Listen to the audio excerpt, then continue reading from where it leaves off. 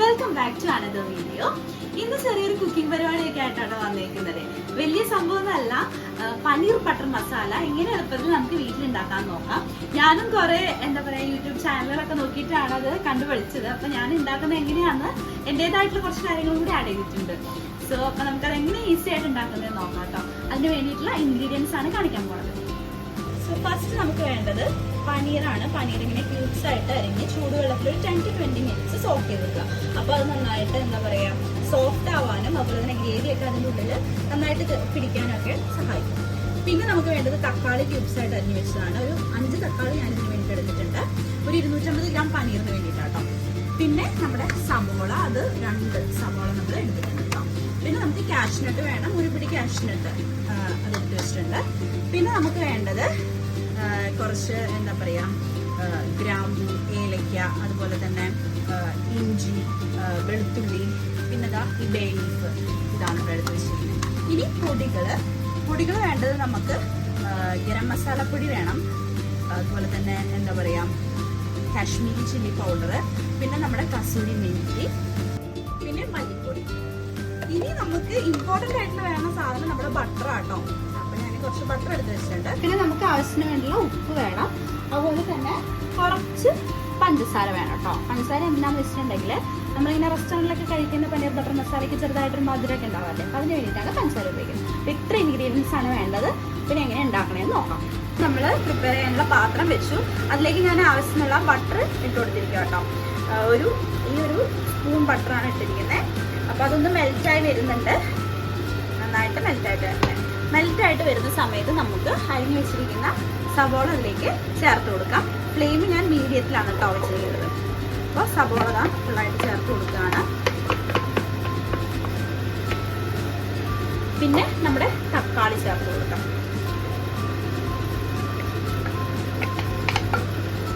സവോള തക്കാളിയൊക്കെ ചേർത്തിട്ട് ആവശ്യമുള്ള ഉപ്പ് നമുക്ക് ഇട്ട് കൊടുക്കാം.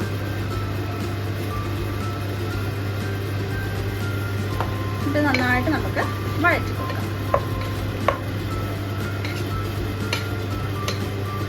സവോളയും തക്കാളിയും വഴറ്റുന്നതിലേക്ക് നമുക്ക് എടുത്ത് വെച്ചിരിക്കുന്ന കശുവണ്ടി ചേർത്ത് കൊടുക്കാം. ഇങ്ങനെ ചേർത്തിട്ട് നമ്മൾ മിക്സ് ചെയ്ത് വഴറ്റുവാണെങ്കിലുള്ള ഉപകാരം എന്ന് വെച്ചിട്ടുണ്ടെങ്കിൽ നമുക്ക് കശുവണ്ടി നേരത്തെ സോക്ക് ചെയ്ത് വെക്കേണ്ട ആവശ്യമില്ല. ഇതിൽ കിടന്ന് നന്നായിട്ട് സോക്ക് ചെയ്തോളും, നന്നായിട്ട് സോക്ക് ആയിക്കോളും. സോ അപ്പം നന്നായിട്ട് മിക്സ് ചെയ്ത് നമുക്ക് വഴറ്റിയെടുക്കാം കേട്ടോ. അപ്പം നമ്മുടെ തക്കാളി, സവോള, അതുപോലെ തന്നെ നമ്മുടെ കാഷ്നട്ടൊക്കെ നന്നായിട്ട് വഴണ്ടി വരുന്നുണ്ട്. അപ്പോൾ അതിലേക്ക് ഞാനൊരു 1/2 ഗ്ലാസ് വെള്ളം കൂടി ഒഴിക്കുക കേട്ടോ. 1/2 ഗ്ലാസ് വെള്ളം ഒഴിച്ചിട്ടുണ്ട്. എന്നിട്ട് നമുക്കിത് നന്നായിട്ടൊന്ന് മൂടി വെക്കാം. നന്നായിട്ടത് വഴഞ്ഞ് എല്ലാം റെഡിയാവും. ഒരു 10-15 മിനിറ്റ് നമുക്കത് മൂടി വെക്കാം. മീഡിയം ടു ഹൈ ഫ്ലെയിമിലേക്ക് വെച്ചിട്ട് നമുക്ക് മൂടി വെക്കാം. ഇടയ്ക്ക് തുറന്നിട്ട് ഇളക്കാനും മറക്കരുത്. അപ്പോൾ നമ്മുടെ ഈ മിക്സ് നന്നായിട്ട് സോക്കായിട്ട് വന്നിട്ടുണ്ട്, നന്നായിട്ട് വഴണ്ട് വന്നിട്ടുണ്ട്. ഇതിൽ നമ്മൾ പൊടികൾ ചേർക്കുകയാണ്. ഞാൻ കാശ്മീരി ചില്ലി പൗഡർ ഫസ്റ്റ് ചേർക്കണം കേട്ടോ. അതുപോലെ തന്നെ മല്ലിപ്പൊടി,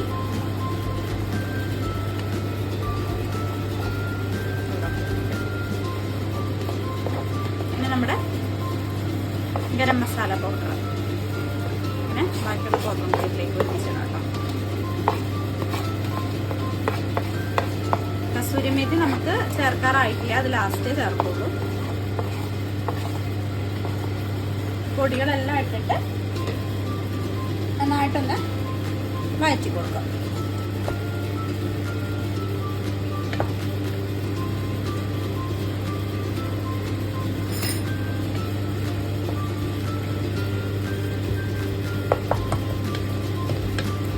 നമുക്കിതിലേക്ക് കുറച്ച് പഞ്ചസാര കൂടി ഇട്ട് കൊടുക്കണം.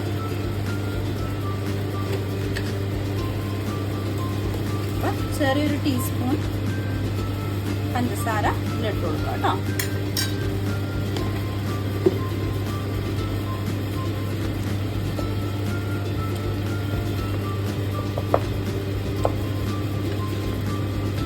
ഇത് കുറച്ച് നേരം കൂടി ഒരു 5-10 മിനിറ്റും കൂടി നമുക്ക് വെച്ചിട്ട് പുറത്തിറക്കി വെച്ച് കുറച്ച് നേരം തണുക്കാനായിട്ട് വെക്കാം. എന്നിട്ട് നമ്മളിത് മിക്സിയിൽ അരച്ചെടുക്കും.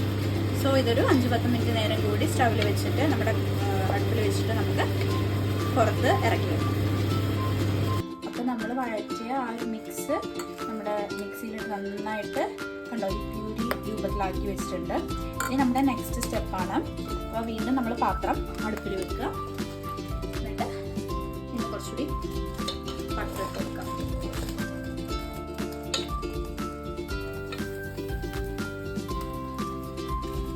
നന്നായിട്ട് മെൽറ്റ് ആയി കഴിയുമ്പോൾ നമ്മുടെ സ്പൈസസ് ആണ് നമുക്ക് നെക്സ്റ്റ് ചേർത്ത് കൊടുക്കുന്നത് കേട്ടോ.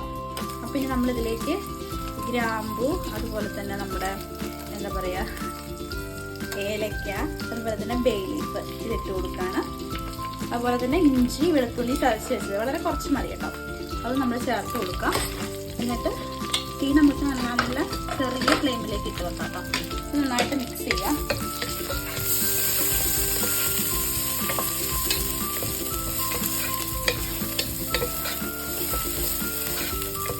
നല്ല മണം വരുന്നുണ്ട് കേട്ടോ.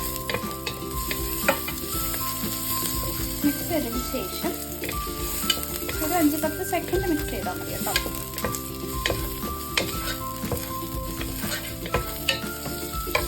പിന്നെ നമുക്ക് നമ്മുടെ ഈ പ്യൂരി ഇതിലേക്ക് ചേർത്ത് കൊടുക്കാം.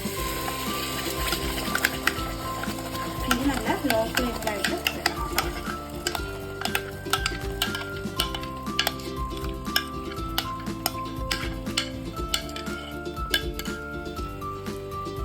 ഈ വെള്ളം കൂടി ചേർത്ത് കൊടുക്കാം. ഞാൻ എന്താ പറയുക മിക്സിയുടെ ജാറിൽ ബാക്കിയുള്ള ഇത് ഇച്ചിരി വെള്ളം ഒഴിച്ചെടുത്ത് വെച്ചാൽ സോ നന്നായിട്ട് മിക്സ് ചെയ്ത് കൊടുക്കുക. ഇനി ഒരു 10-20 മിനിറ്റ് നേരം നമ്മളിങ്ങനെ ഇടയ്ക്ക് ഇടവിട്ട് ഇളക്കി അതുപോലെ തന്നെ ഇങ്ങനെ അടച്ചു വെച്ചിട്ട് ആ ഒരു എണ്ണയൊക്കെ തെളിഞ്ഞു വരണം. ഒരു 10-20 മിനിറ്റ് നേരം. അത് കഴിഞ്ഞിട്ടാണ് ഇനി ബാക്കിയുള്ള കാര്യം. അപ്പോൾ ഒരു 15-20 മിനിറ്റോളം നമ്മളിങ്ങനെ നമ്മുടെ പ്യൂരി ഇങ്ങനെ അടുപ്പത്ത് വെച്ചു. സോ ആ എണ്ണയൊക്കെ തെളിഞ്ഞ് വരാൻ തുടങ്ങി. ഇനി നമ്മുടെ ലാസ്റ്റ് സ്റ്റെപ്പാട്ടോ. ലാസ്റ്റ് സ്റ്റെപ്പിൽ നമ്മൾ പനീർ ആ ചൂടുവെള്ളത്തിലിട്ട് വെച്ച് പനീർ ഊറ്റി എടുത്ത് വെച്ചിട്ടുണ്ട്. അത് നമ്മളിതിലേക്ക് ചേർക്കണം. പിന്നെ നമ്മൾ നേരത്തെ എടുത്ത് വെച്ച കസൂരി മേത്തി നമ്മുടെ കയ്യിലിട്ടൊന്ന് ജസ്റ്റ് ഒന്നിങ്ങനെ ആക്കിയിട്ട് ഇതിൻ്റെ മുകളിലേക്ക് ഇങ്ങനെ ഇടാം. സോ ഇതൊന്ന് മിക്സ് ചെയ്ത് കൊടുക്കുക. പനീർ ഇട്ട് കഴിഞ്ഞാൽ പിന്നെ അധികം സമയം വേണ്ട. ഒരു ലോ ടു മീഡിയം ഫ്ലെയിമിലാക്കി വെച്ചിട്ട് ഒരു 4-5 മിനിറ്റ് അത്ര മാത്രം മതി. അതിൽ കൂടുതൽ പോയി കഴിഞ്ഞാൽ പനീർ ഭയങ്കര ഹാർഡാവും. അപ്പോൾ ഒരു 5 മിനിറ്റ് നേരം കൂടി കുക്ക് ചെയ്യാം. അത്രേ ഉള്ളൂ. അപ്പോൾ നമ്മുടെ കറി ഓൾമോസ്റ്റ് റെഡി ആയിട്ടുണ്ട്. ഒരു 4 മിനിറ്റ് കഴിഞ്ഞു. നമ്മുടെ പനീറൊക്കെ നന്നായിട്ട് കുക്കായിട്ടുണ്ട്. ഇനി അവസാനത്തെ സ്റ്റെപ്പ് കുറച്ച് ബട്ടർ ഇതിലേക്ക് ചേർത്ത് കൊടുക്കുക. പിന്നെ അപ്പം ബട്ടർ നമ്മൾ ചേർത്തു.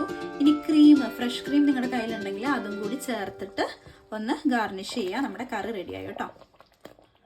ഇത് നമുക്ക് ചപ്പാത്തിയുടെ കൂടെ ഫ്രൈഡ് റൈസിൻ്റെ കൂടെ ഒക്കെ കഴിക്കാൻ പറ്റിയ നല്ലൊരു കറിയാണ്. സോ ഒത്തിരി സ്പൈസി ഒന്നും അല്ല, എല്ലാവർക്കും ഇഷ്ടമുള്ളൊരു കറിയാണ്. അപ്പം നമ്മുടെ പനീർ ബട്ടർ മസാല ഇവിടെ റെഡി ആയിരിക്കുകയാണ്. എല്ലാവർക്കും ഇഷ്ടപ്പെടും കേട്ടോ. സിമ്പിൾ റെസിപ്പിയാണ്, പക്ഷെ കുറച്ച് സമയം കൂടുതൽ എടുക്കുമെന്ന് മാത്രമേ ഉള്ളൂ. അപ്പം എല്ലാവരും ഒന്ന് ട്രൈ ചെയ്ത് നോക്കുക.